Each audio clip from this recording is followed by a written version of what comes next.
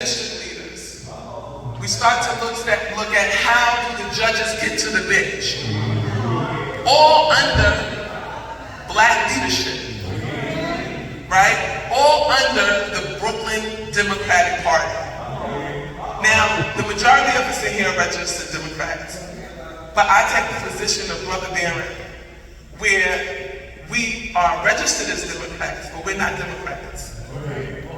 We work within the system to accomplish our means and our end. And if that's what we have to do, that's what we have to do. You got to form your own party. And so, as we started thinking about how to make the machine and looking at these different things, we started to go and look at the judges. How did they get there? One man, Judge Knockell, Park now. A lot of people know the names that I'm saying. Judge Shears, right?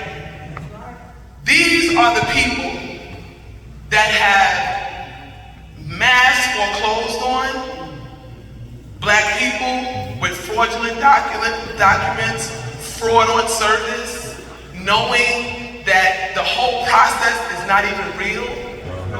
A lot of the loans are not even real. These are not even real banks, right? So they're just taking advantage of our seniors.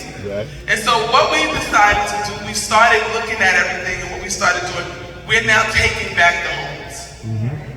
These are not legal transactions, so we don't have to go to nobody's court. But what they do is tell you, you gotta go to civil court. You gotta go to civil court, you gotta go to Supreme Court, you gotta file with the DA, and while you're doing all of this, you're losing time, right? You get tangled up in it, and then the judge is able to make a decision to take your property. One of our brothers, Brother Chief Omar, he calls it, he calls them paper terrorists, right? That they take a whole bunch of paper, push it through the court, and that's what they do. So we've now physically started going back and removing the locks. No matter how long it's been, if a judge has not evicted you, it's your property, we go in and we take the properties back.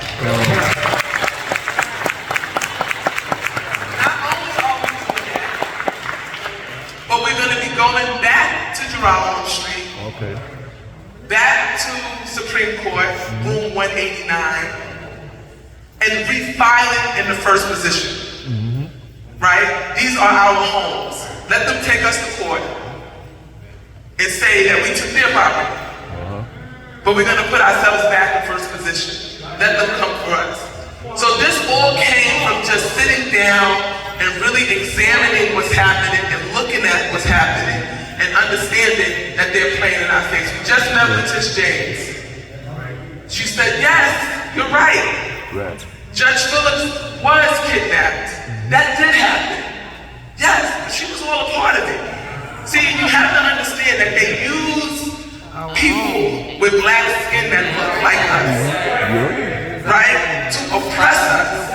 And because we're more familiar with them, that's how this whole thing is happening too, right? When you start to look at how are these homes being introduced to these people, how do they get to meet them, there's always one of us in the forefront making a deal. And so, what I want us to understand is that when we went to meet with Tish James, she said, I have the authority to stop the evictions, because that's another thing, they're mass evicting people, right? She said, I have the authority to stop the evictions, but she won't stop the evictions, right? She can call a moratorium on all evictions throughout the state.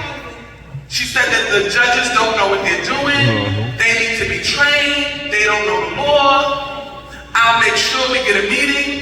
We're almost a month out. We are a month out now. We've had no meeting with any judge or any person that she said she would have us meet. And so this is the means by which they have been removing us out of our community.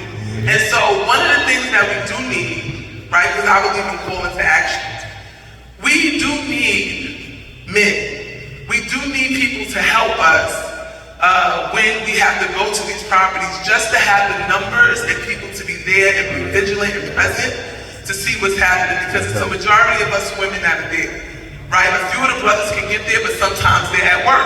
And so we do need that. So that's the call.